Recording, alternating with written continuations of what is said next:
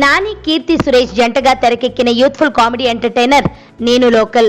త్రినాథరావు నక్కిన దర్శకత్వంలో తెరకెక్కిన ఈ చిత్రంలో యువ కథానాయకుడు నవీన్ చంద్ర నెగిటివ్ షేడ్ ఉన్న క్యారెక్టర్ చేయడం విశేషం. దిల్ రాజు నిర్మాణంలో తెరకెక్కిన ఈ చిత్రం నాని ఖాతాలో మరో విజయవంతమైన సినిమాగా నిలిచిందా లేక నిరాశపరిచిందా అనే విషయం తెలుసుకోవాలంటే ఫిల్మీ ఫోకస్ రివ్యూని పూర్తిగా చదవాల్సిందే.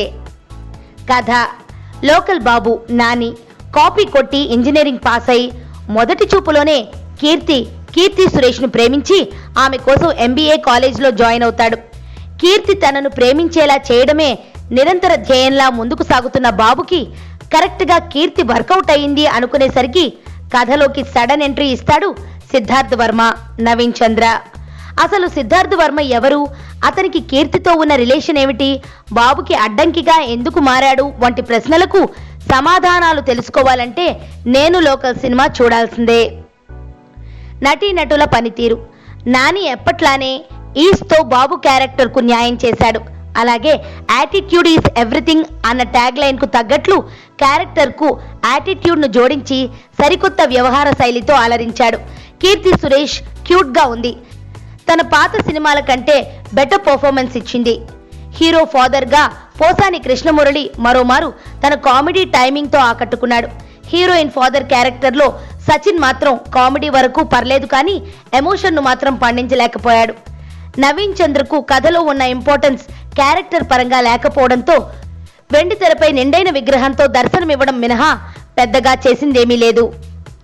సాంకేతిక వర్గం పనితీరు: దేవిశ్రీ బాణీలు, నిజార్ షఫీ సినిమాటోగ్రఫీ టెక్నికల్గా బాగున్నాయి. ఎడిటింగ్ సింక్ అవ్వలేదు. ఫస్ట్ హాఫ్లో ల్యాగ్ ఎక్కువైంది. ప్రసన్న కుమార్, బెజవాడ సంభాషణలు నేటి యువతకు కనెక్ట్ అయ్యేలా ఉన్నాయి. హీరోయిన్ని పొట్టి అని ముద్దుగా పిలవడం, హీరో చేత మరీ పెద్ద డైలాగ్స్ చెప్పించకుండా సింపుల్ పంచెస్తో కామెడీ పండించడం వంటివి బాగున్నాయి. అయితే కథ విషయంలో మాత్రం పాత చింతకాయ పచ్చడినే మళ్లీ తినిపించాడు. ఏవో ఒక 10 సినిమాల కలగలుపు గంపలా అనిపిస్తుంది సినిమా చూస్తున్నంతసేపు.